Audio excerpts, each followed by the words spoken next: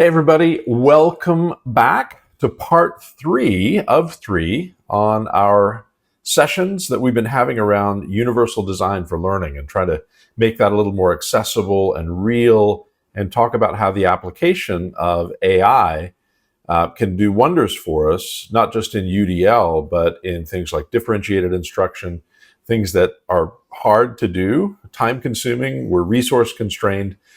However, if we can properly apply generative AI, then we kind of open up new doors, new ways of doing things. So that's what this is all about. Welcome back.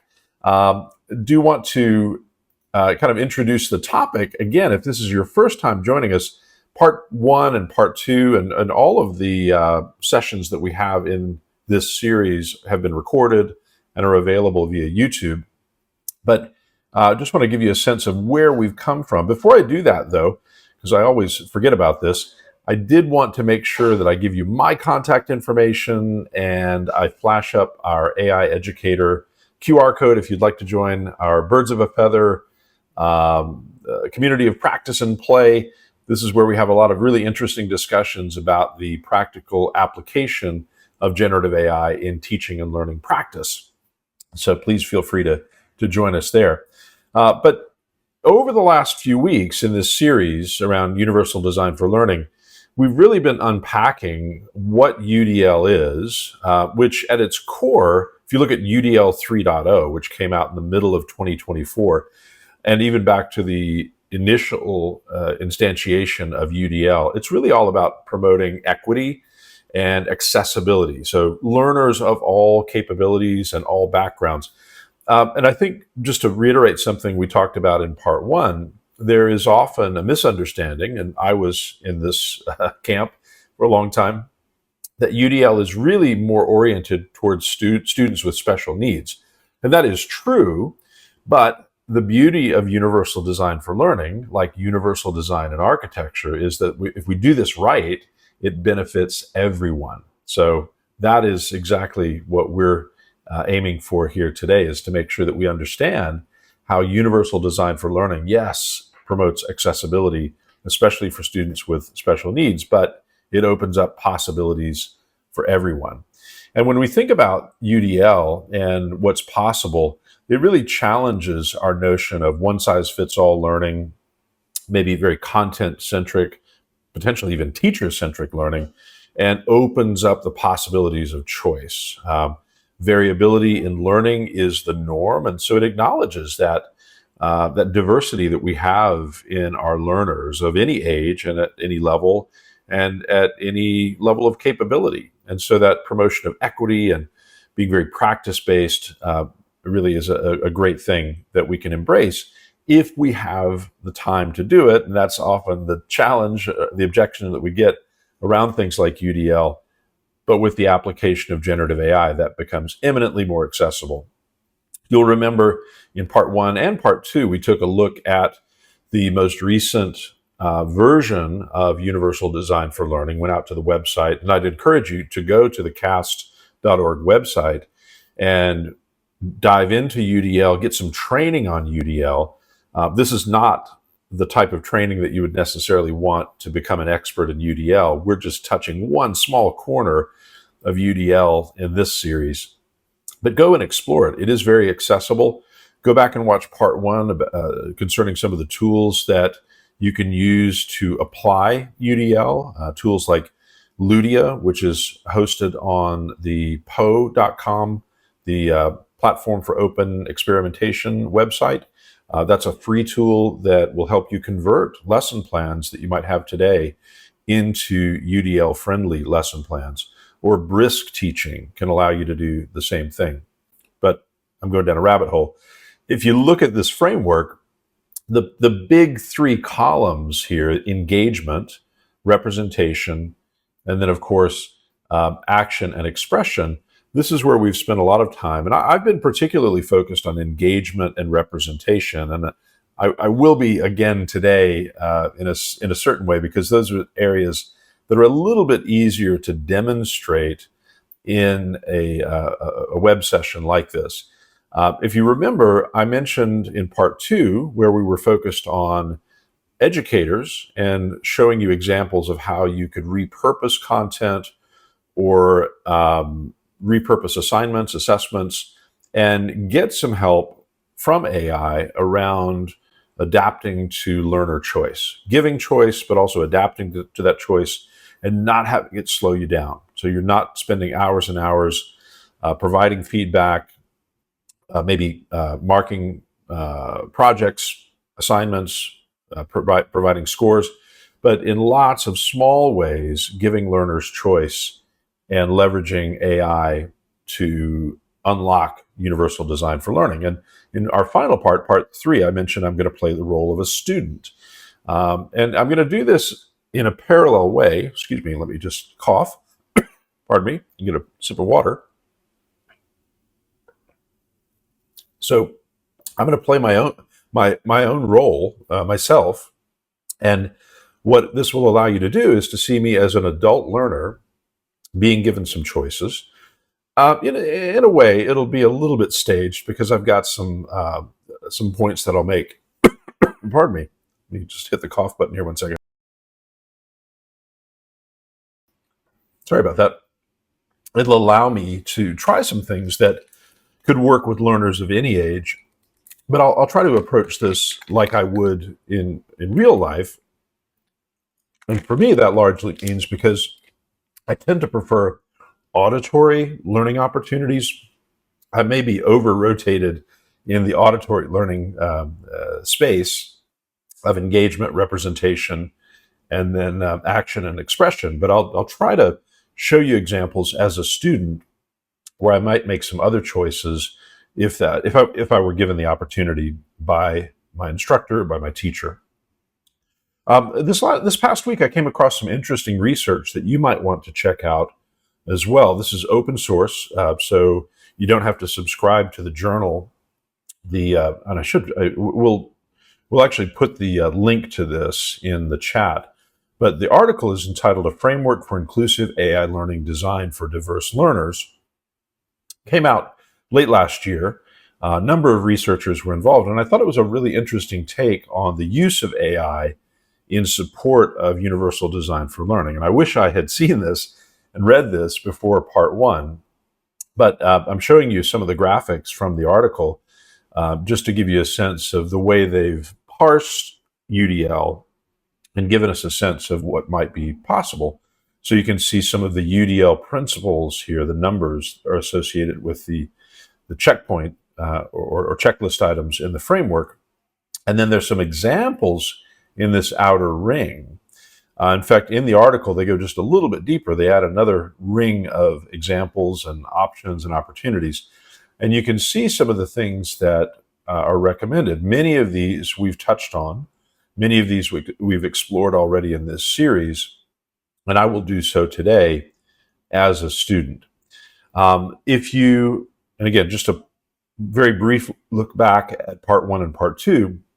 If you look at this, and if you're sitting here and going, this sounds great, but there are lots of challenges to implementing what you're describing, universal design for learning, I already have enough challenge, enough barriers getting done what I need to get done. If you come at this with an open mind, I hope you'll see that some of the time constraints, maybe even some of the gaps in expertise, resource limitations, we can begin to chip away at that with our use of generative AI. So with all that in mind, let me put on my student cap, and I'm going to switch over here to a web browser, and I'm just going to give you a sense of how I might approach some different subjects and different assignments or different projects that I might have as a part of work that I'm doing in a class. So as an example here, you can imagine I've been given the task of reading an article or listening to a podcast or watching a video about the illusion of artificial intelligence. In this case, my instructor has also given me the option of using Google Illuminate. Now, this is an experiment. We've looked at a number of experiments throughout this series, but this is something that will, in the next months, very quickly make its way into various AI platforms, including Noodle Factory, which is the platform that I co-founded. So this sort of an approach. And so what you see here, and I'll just go ahead and kick this off so you can hear it. Today we will discuss the paper, The Illusion of Artificial Inclusion. This paper seems to examine the idea of replacing human participants in research with that are going to describe like large language models. They're going to get into this paper and unpack it for us. Absolutely. That's a key topic in the paper. There's been a growing discussion in the research This is great because I can listen to it, but about the potential I can also, of you see the hand raise here, I can stop and I can ask questions. So let me just ask a question about this. My mic is a little bit behind. Let me just cut that off and I'll ask that question manually. Where does the idea that AI is an illusion come from? And so what this allows me to do is ideally with my voice, which is what I prefer, but now with the use of the keyboard. Thanks for the question. The paper's title, The Illusion of Artificial Inclusion, suggests that the idea of using AI to replace human participants in research is misleading. The authors argue that while AI models might seem to offer a solution for issues like representation and inclusion, they ultimately fall short of achieving these goals. They believe that AI models cannot truly replicate the complexity of human experiences, and that relying on them for participation can create a false sense of inclusivity. Okay, interesting. Okay, this is very relevant to our topic too. So, and we've talked about in other sessions that that's certainly true. We would never want to replace humans. Certainly in education, we always want a human in the loop. And AI should really be seen as an augmentation of what's happening in the learning process and in the classroom. So this could be something that as a student, my instructor has shared this with me. I can go through and listen to this at my own Representation is the active work of making present the needs and perspectives of those being represented. You see here, just from a UDL perspective, Inclusion to give you a sense of this. Empowering participants. I've got the text inviting on the screen. I've got the collaboratively set listening the agenda to it and influence the direction. I can ask questions.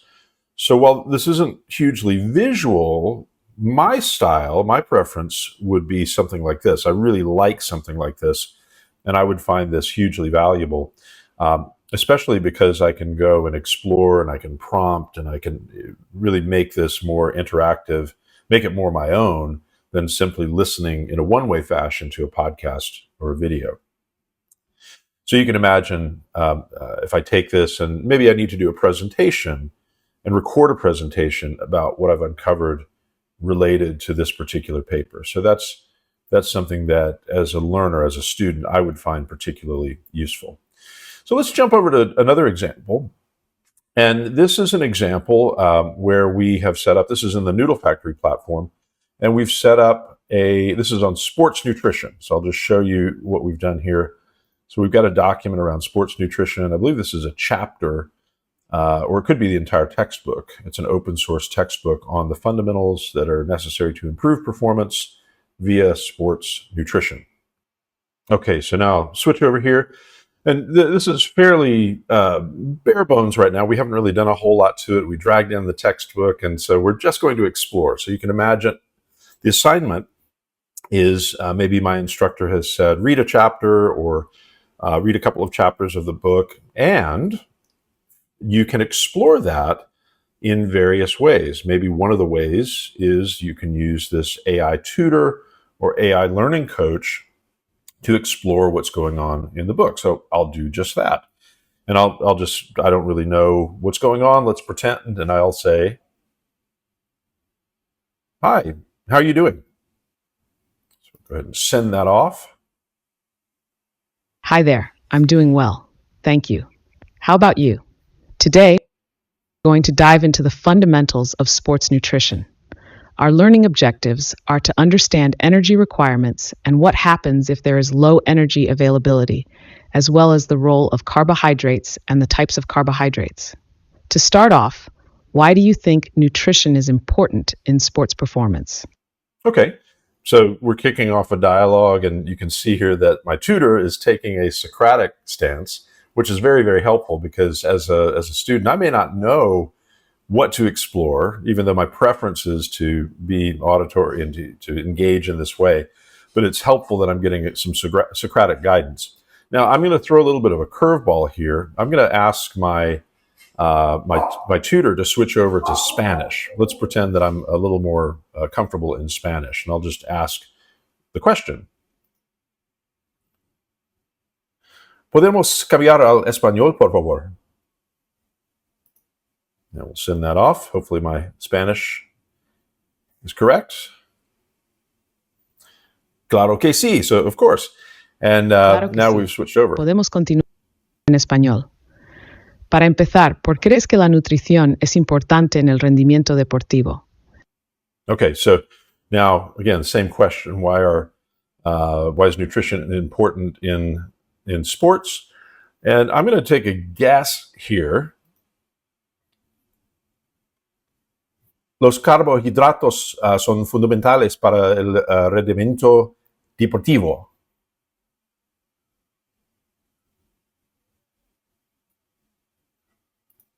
Okay, that was wrong. My Spanish isn't great. I got the final word wrong. But, claro, okay. Vamos a hablar sobre la nutrición deportiva en español. Para empezar, ¿por qué crees que la nutrición es importante en el rendimiento deportivo? Okay, so my Spanish isn't doing too well, so we're going to switch back to English. Can we switch back to English, please?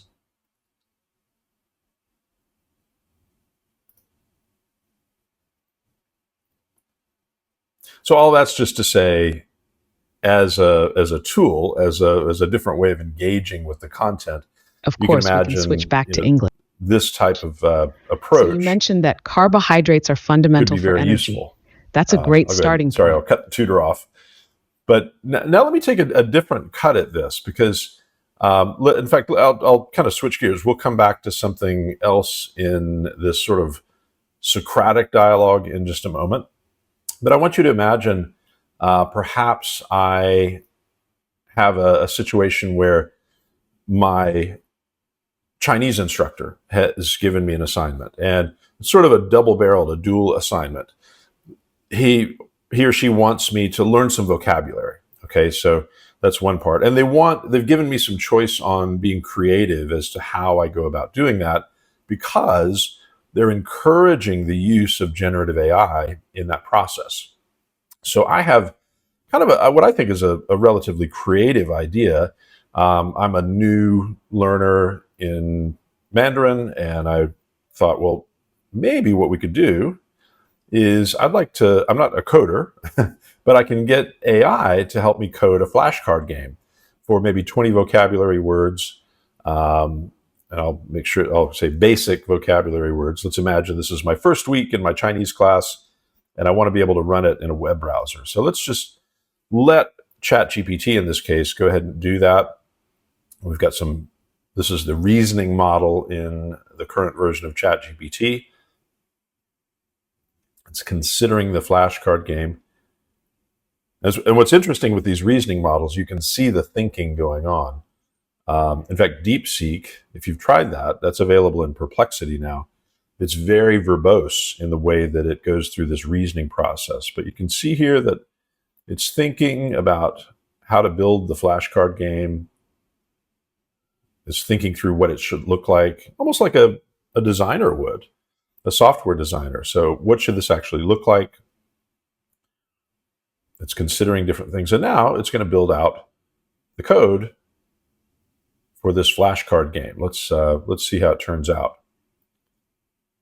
So it should be pretty quick. There are my vocabulary words. Let me study very quickly. Those are very basic vocabulary words. And so, again, a double benefit here. I created that prompt, and if I was a student, that would be a great exercise. I might have to do this 2 or 3 times to get the prompt just right. We'll see. I might still have to do that. And then I also, if I was interested, I could see how the code is structured too. So potentially a triple benefit there. So it instructs me on how to run the code. Now was expecting this, so I'm just going to paste this in and run the code as if it were in a web browser. And there's my game. Okay, so this isn't exactly what I wanted.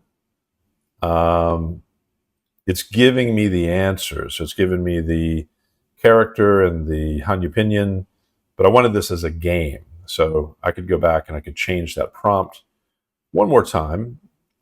Just say, I'd like this as a game, and I want to keep score. Try that again. So if we'll give it a chance to reason. While that is going on, see how quickly it can do it. I was going to say I'll move over to another assignment if this is still going on. Well, it's kind of interesting to see the reasoning that's happening.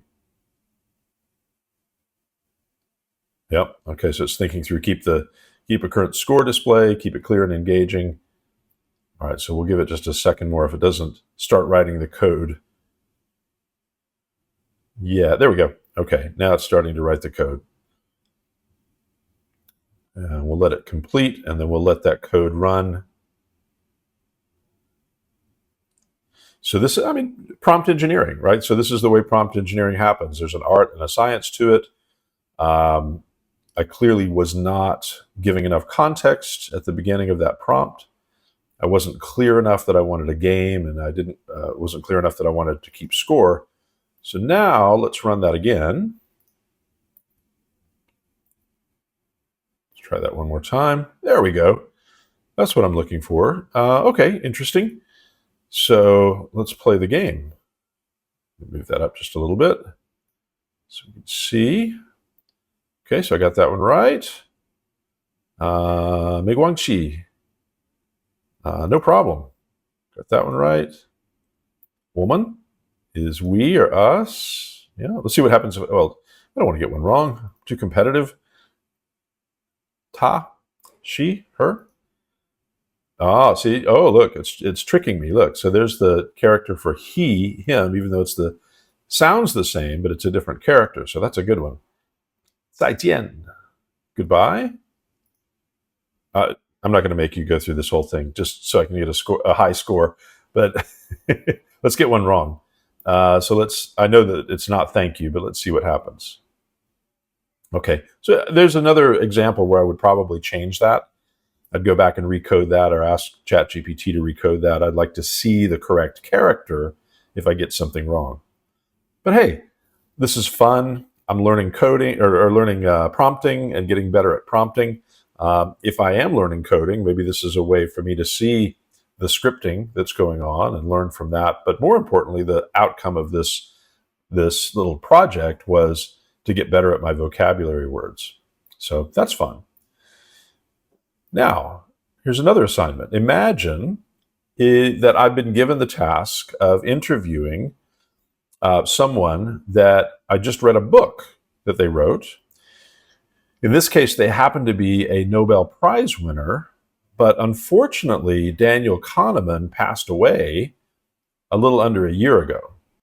So we'll go ahead and kick off the interview with Daniel Kahneman. All right, so we're going to kick this off. And now, Daniel Kahneman is somebody that I really do admire, and I'm very interested in his thoughts. I'm ready to begin the interview, very excited about that. Read a lot of Daniel Kahneman's books. I can imagine this. Daniel Kahneman sitting back, smiling warmly. Let's begin the conversation. Okay, so I've got a question for Daniel Kahneman. First of all, thank you so much for agreeing to this interview. I'm really excited about this. I've read a lot of your books and your works. And I guess the first question that I have is, what do you think is the thing that people often misunderstand about System 1 and System 2 thinking?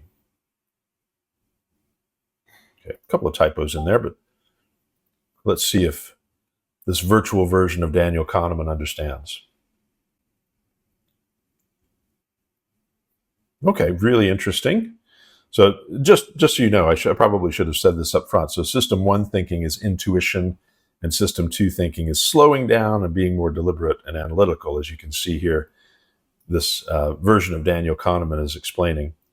What do you think is a sporting analogy of system one thinking and system two thinking? So this is something I've never heard Daniel Kahneman talk about, but let's see if we can infer what he has to say. Oh, okay, very interesting. So a basketball analogy. So in the middle of the game, movements and decisions are often system one, automatic, fast. And then, during a timeout, discussing strategy with the coach, that's more system two thinking. So system one, more instinctive, things that have become habit, where system two is more thoughtful and planned. Okay, let me ask another question about this.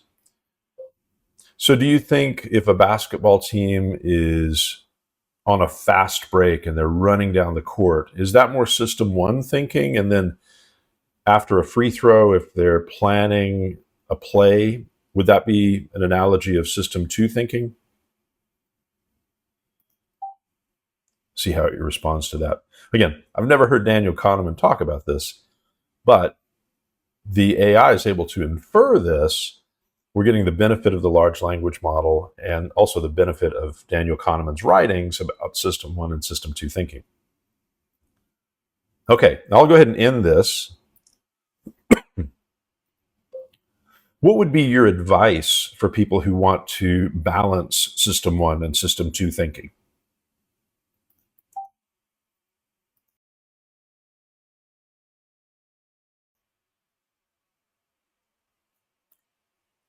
Oh, love it.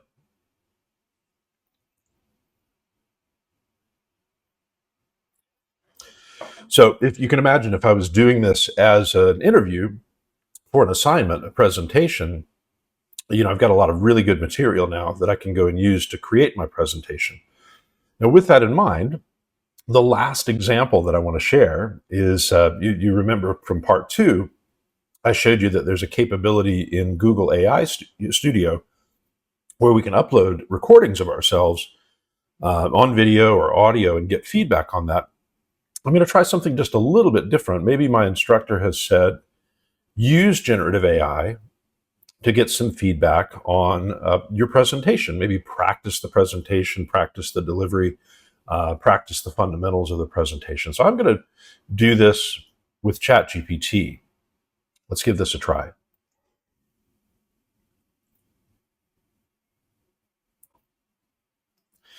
Hey, can you help me practice a presentation that I need to do for a class that I have coming up? Sure, I'd be happy to help. What's the topic of your presentation? Well, I did a virtual interview with Daniel Kahneman, the author of Thinking Fast and Slow. That's impressive. What's the focus of your presentation based on that interview? Well, let me deliver it to you, and here's what I'd like. I'd like some feedback on the content of the presentation, but also my delivery. And if you could give me feedback on both, I need to deliver this live to my class tomorrow. So let me know when you're ready, and I'll start the presentation. I'm ready whenever you are. Go ahead and start your presentation. Great.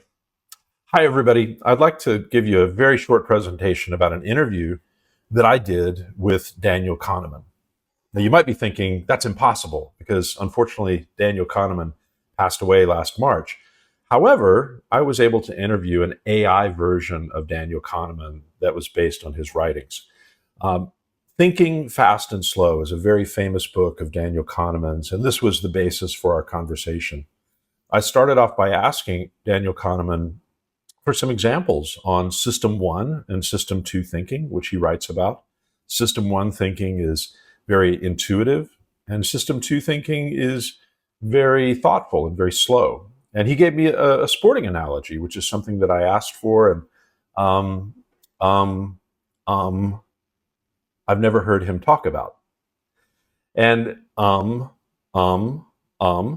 a couple of things that he said was this foundation of System 1 and System 2, there's some real-world applications of this, and he gave me several examples at the end, like watching out for cognitive bias, being mindful and using mindfulness to think about what we're doing and how we're doing it, whether it's System 1 or System 2, and building in tripwires to make sure if we might be subject to certain biases that we give ourselves the chance to catch ourselves and stop. In the future, what I plan to do is a more extensive review and maybe even a test and some research around how System 1 and System 2 can be applied in real life. Thank you very much. Great job, Jim. Here are some thoughts. Content feedback. The concept of System 1 and System 2 was well explained. The sporting analogy is engaging, but could benefit from more specific details. Including real-world applications is valuable. Consider adding more examples. Delivery feedback. Your pacing is good, but try to reduce filler words like A bit more variation in tone could keep the audience engaged. Overall, you're off to a strong start. Wonderful. Thank you. Okay, and that's what I was going for. Hopefully I made that obvious. I don't normally say like that, but I wanted to see if ChatGPT would catch that in the feedback, especially, and it did a great job. And you can see here I've got the transcript of that entire engagement with ChatGPT. So if I wanted to use that, I could. And there's actually a recording of that I could utilize as well. So that kind of brings to an end my experience or my my work as a student in this case. I hope that it gives you some ideas on how we can apply generative AI in unique, different ways, kind of in a thoughtful way to put ourselves in the shoes of a student as we're looking to evolve and repurpose a lot of assignments that might have gotten a little bit stale because they're rooted in very traditional approaches to projects, assignments, assessments. And if we just take the time to think about how could we update that, evolve that, to embrace in a safe and an ethical way the use of AI for our students, and very importantly, in the service of universal design for learning. There's some really creative and unique and memorable ways that will stand out for our students and help them in their learning journey. So that brings us to the end of this series. This is part 3 of 3. Would love to hear your feedback on this. This is something that we'll probably revisit in coming sessions. We're going to take a little bit of a break next week, and we're going to kick off a new session around digital pedagogy. And so really thinking about that notion that there probably are a lot of things that we need to revive and refresh in our teaching and learning. And so we'll look at digital pedagogy and a close cousin, critical digital pedagogy, in coming sessions. Thank you so much. Hey, thank you so much for joining us today. If you liked what you heard, if you found it useful, please make sure to hit that thumbs up button and subscribe so you don't miss any of the content that we publish on a weekly basis. Also, head over to our website at noodlefactory.ai. There's tons of free resources there that focus on teaching and learning with AI. Make sure to subscribe. Make sure to stay involved. Join our community of practice and play, which is in our Facebook group, where we talk about really practical and useful approaches to using AI in teaching and learning. Until next time, happy noodling.